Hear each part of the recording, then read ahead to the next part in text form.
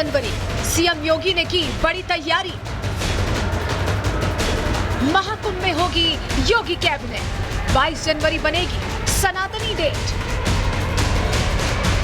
योगी का प्लान तैयार, धार्मिक क्षेत्र पर मुहर अब की बार। महाकुंभ में इस बार महा फैसला होने जा रहा है। तैयारी है पूरे यूपी में सनातनी झंडे को बुलंद करने की। तैयारी है यूपी में धार्मिक पर्यटन को बढ़ावा देने की। तैयारी है 22 जनवरी को ऐतिहासिक बनाने की, क्योंकि इस बार महाकुंभ में योगी कैबिनेट की बैठक होने जा रही है, जिसमें सीएम योगी के साथ कैबिनेट के तमाम मंत्री मौजूद रहेंगे। और इसी बैठक से सीएम योगी ने यूपी के धार्मिक महत्व को धार देने की तैयारी कर ली है। अद्भुत अविस्मरणीय महाकुंभ संपन्न हो रहा है। डिजिटल महाकुंभ पहली बार हो रहा है। मैं प्रदेश सरकार की तरफ से आए हुए सभी संत महात्माओं का हृदय से आभार प्रकट करता हूँ। अभी कल कैबिनेट है और उसके बाद हम लोग पूरी तरह से आपको बताएंगे कि क्या होने वाला है इस कैबिनेट में। और संगम स्नान करने महाकुंभ के अवसर पर हर व्यक्ति के मन में लालसा है और आज पूरी कैबिनेट स्नान करेगी। 22 जनवरी को ही सुबह करीब 8 बजे सीएम योगी और बाकी मंत्री संगम पहुंचेंगे। संगम पर गंगा, यमुना और अदृश्य सरस्वती की त्रिवेणी की धारा में आस्था की डुबकी लगाएंगे। संगम तट पर पूजा अर्चना और दान पुण्य करेंगे। इसके बाद होने वाली कैबिनेट बैठक में वाराणसी प्रयागराज क्षेत्र को नया धार्मिक क्षेत्र बनाने का प्रस्ताव रखा जाएगा और सरकार इसे मंजूरी दे सकती है। प्रस्ताव में इस क्षेत्र को अत्याधुनिक तकनीक के साथ विकसित किया जाएगा। माना जा रहा है कि इस प्रस्ताव पर मुहर लगने के बाद इस क्षेत्र में धार्मिक पर्यटन को बढ़ावा मिलेगा और स्थानीय लोगों के लिए रोजगार के अवसर पैदा होंगे। तीर्थ सर्किट बनने से देश भर से आने वाले श्रद्धालुओं को दर्शन पूजन करने में सुविधा और आसानी मिलेगी। साथ ही माना जा रहा है कि बुंदेलखंड एक्सप्रेसवे का विस्तार भी चित्रकूट से बढ़ाकर प्रयागराज तक किया जा सकता है।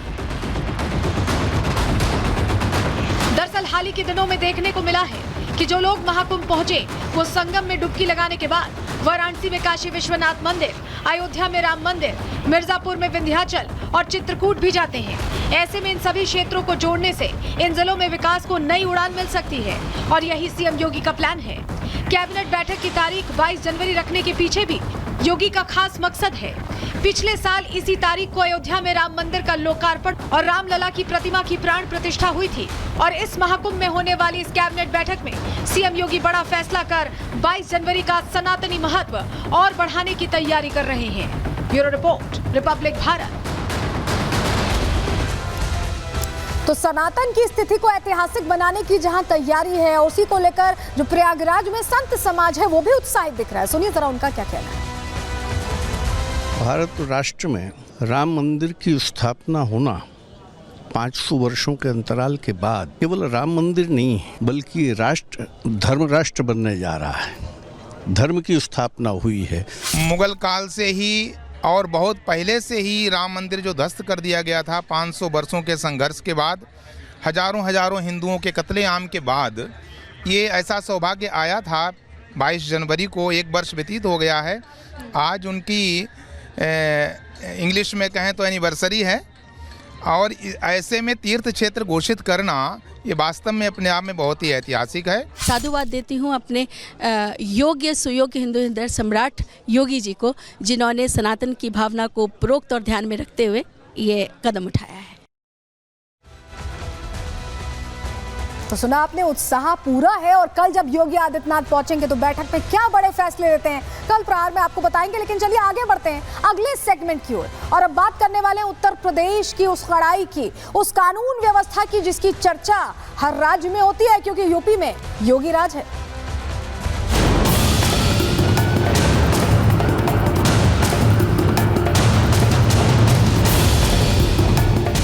मुठभेड़ हुई जिसमें 4 बदमाश मारे गए। मारे हुए बदमाशों में से एक की पहचान अरशद के रूप में हुई है और इस पे 1 लाख का इनाम था। चौराहे पर उस सोहदे का इंतजार यमराज कर रहा होगा।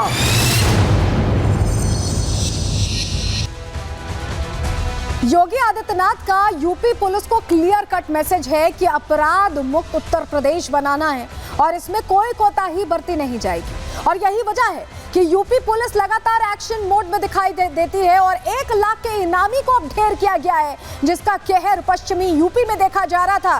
कैसे ये पूरा एक्शन एग्जीक्यूट किया गया है अब आपको बताने जा रहे हैं। चलिए सबसे पहले आपको जरा तस्वीरों के जरिए दिखाते हैं, तस्वीर दिखाते हैं। जो मुठभेड़ हुई है, जो एनकाउंटर हुआ है, उसमें 4 आतंकी ढेर कर दिए गए, माफ कीजिएगा 4 अपराधी ढेर कर दिए गए। तस्वीर देखिए, ये जो आप तस्वीर देख रहे हैं, ये एसटीएफ ने ऑपरेशन किया है एग्जीक्यूट, और 4 अपराधी कुख्यात अपराधी थे। उनमें से एक था 1 लाख का इनामी और कग्गा गैंग का काफी खतरनाक अपराधी माना जाता था, उसे ढेर कर दिया गया है। ये बड़ा एक्शन लिया गया है उत्तर प्रदेश में, और आप समझिए ये एक्शन आधे घंटे तक चलता रहा, मुठभेड़ आधे घंटे तक चलती रही। पूरी जानकारी आपको जरा दे रहे हैं कैसे ये एनकाउंटर हुआ है उत्तर प्रदेश के शामली में, बताया जा रहा है। बड़ा एक्शन हुआ, एनकाउंटर हुआ है उत्तर प्रदेश के शामली में। एसटीएफ और कग्गा गैंग के बीच ये सीधी मुठभेड़ हुई है। कग्गा गैंग के 76 अपराधी थे इसमें शामिल। ये जो 4 अपराधी ढेर किए गए, इनमें कग्गा गैंग का जो मुख्य अपराधी है वो शामिल है। 1 लाख का इनामी अरशद, जिसे ढेर करने में सफलता उत्तर प्रदेश एसटीएफ को मिली है। एसटीएफ ने 4 बदमाशों को ढेर कर दिया है, जो जानकारी हमारे सामने आ रही है। 30 मिनट तक, करीब आधे घंटे तक ताबड़तोड़ गोलियां यहां चली हैं, उनकी तरफ से फायर हो रहा था, और ऐसे में जवाबी कार्रवाई यूपी एसटीएफ ने की है। बदमाशों के पास से घातक हथियार भी यहां बरामद किए गए, यानी पूरी तैयारी से बदमाश निकले थे। लेकिन उत्तर प्रदेश पुलिस की, यूपी एसटीएफ की तैयारी ज्यादा बड़ी दिखाई दे रही थी। लेकिन कैसे 1 लाख का इनामी ढेर हुआ है, जरा उस तस्वीर भी दिखा देते हैं उस अपराधी की, जरा ये देखिए। ये डकैत 1 लाख का इनामी कग्गा गैंग का ये मुख्य सदस्य बताया जाता है, जिसे ढेर कर दिया गया एनकाउंटर में।